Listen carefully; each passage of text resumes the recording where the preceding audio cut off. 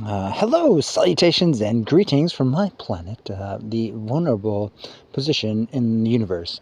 I am trying to get permission to work with educated, vetted, sincerely concerned people. My problem is that I've only met these as locals. My parents were sort of Midwestern, and on the frontier, they didn't necessarily have that sincerity. I was friends with the natives, the neighbors, the neighborhood, where I grew up in around Little Mexico on the frontier, and East Asian, Pacific Islanders, sort of. Conscientious. And so it was only when I came to Europe that I was able to find that element outside of the immigrant community, which I had absolutely no connection to. George Washington doesn't have that either.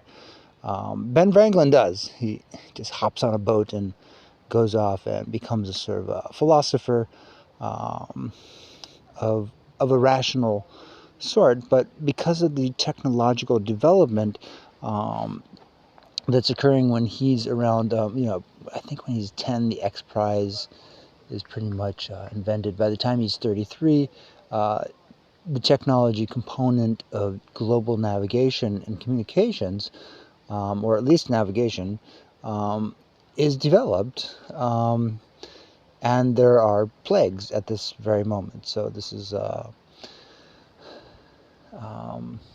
it's troubling. It sort of hints at the connection between Roman Attila the Hun and the Islamic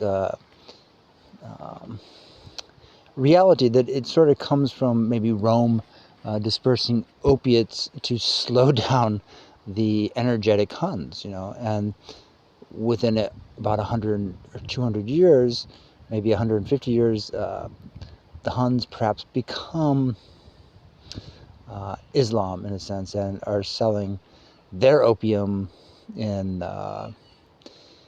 southern China. So the Opium Wars begins with Islam, 7th century, or I don't know, what is it, 700? I can't really figure this out. And the plague is perhaps what we get from that same Hun or Genghis Khan Mongol sort of region. Um, Green pastures or sheer corruption that enables you know, militant minds. That's basically until Kubla Khan, Marco Polo tells the story. There are no safe boats in the Persian Gulf at that point. One can imagine that even after Alexander Socrates creates universities, that in the time of Jesus, when illiteracy is still as uncommon as Gutenberg was in the pre-industrial, pre-Renaissance world, that maybe there were good boats, that Jesus went down there without too much information, okay, and from the Persian Gulf, not from Afghanistan. Okay, a lot of farmers went through there. At least they had a name, Bales or something, or Hayes or something, some farm-oriented name that kind of went to seed, to hayseed or something like that. By going through Afghanistan, indeed, instead of sailing, a slow boat,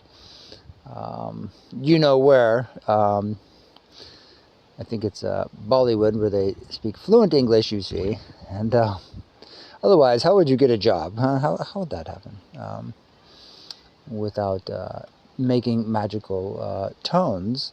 What is that? Is that Sanskrit, or is it Aryan? This is the question, that must be scientifically pressed with experts, with educated, vetted people, okay, so that you don't sort of start saying, no, it's yeah, it's an excuse, okay, because as soon as politics or religion starts going Aryan, you know, how intoxicated Islam and China and Rome being threatened by the Attila the Hun, the Huns, the Hanseatic League. I don't know, the Vikings, and it's very confusing.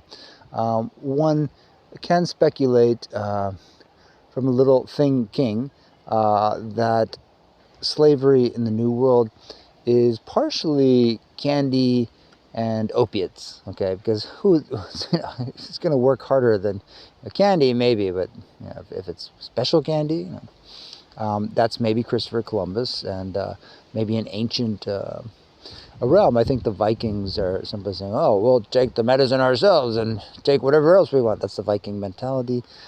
Maybe that's Islam, not thinking clearly, completely, not identifying rationally or maybe irrationally, you know, the Vikings or Islam. And, you know, the Hanseatic League is, I don't know if that definitely exists before the New World. But you always wish that when Marco Polo, you know, the story is that they eventually walk across Afghanistan.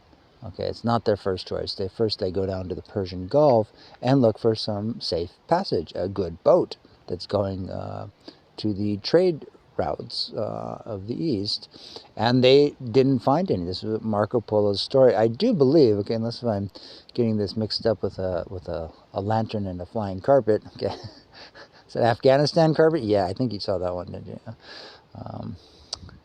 Goat herders, something like that, versus, you know, you go down to the Persian Gulf and there's just, you know, bones down there because Babylon requires some sort of sacred intervention. Yeah, and then it gets completely possessed at that point. Oh my God, you just have to see it. You have to call me, okay, and I have to work with an educated people, and they have to be like surprised and like, oh, yes, whatever you say, Brennan. And I say, damn straight, let's do it, okay?